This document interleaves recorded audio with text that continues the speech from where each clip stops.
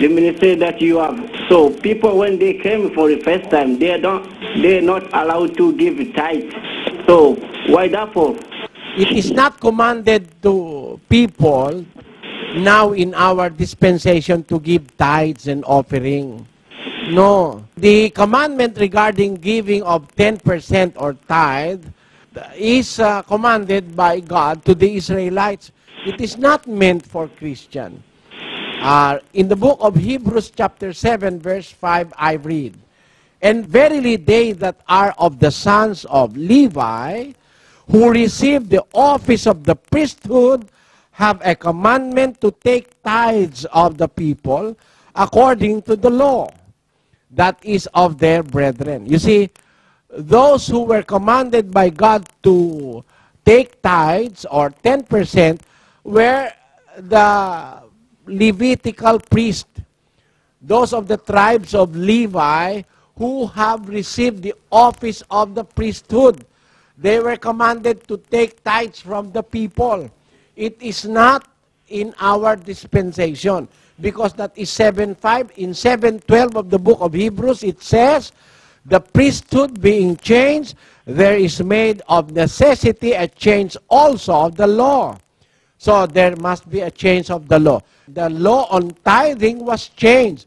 And in the Christian dispensation, the commandment is what is written in the book of 2 Corinthians chapter 9, verse 7, which says, and we read, "Every man according as he purposeth in his heart, so let him give, not grudgingly or of necessity, for God loveth a cheerful giver." See, according as he purposeth in his heart, so let him give. So Christians give according to the purpose that is in their heart. So it is not tithing that we observe as Christians.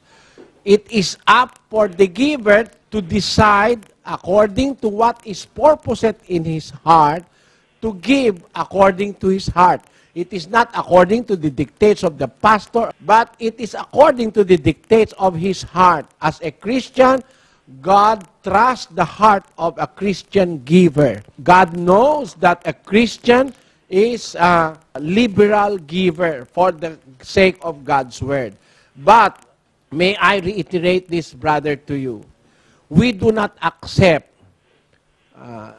monetary contributions from non-members of the church, as like other so-called Christian denominations do. When you go to their place of worship, you will be given an envelope wherein you can place your tithes or offering or whatever.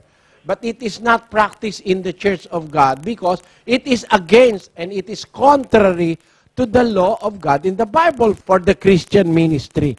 You see what kind of a ministry is this? This is in accordance with God's will in the Scriptures. May I read the book of 3 John, and that is verse 7. Let us read that verse. "Because that for his name's sake they went forth, taking nothing of the Gentiles." We take nothing from Gentiles, from non-believers, from people of other faith. We take nothing from them. According to the Bible, the first century Christians, they went forth preaching for the name of the Lord. But they did not take anything from the Gentiles. They took nothing from the Gentiles. They do not ask for anything from the Gentiles because they believe that the work of God must be sustained by Christian believers and not by non-believers. So that is our basis in refraining from taking any contributions from non-members of the church. I hope you got my point, brother.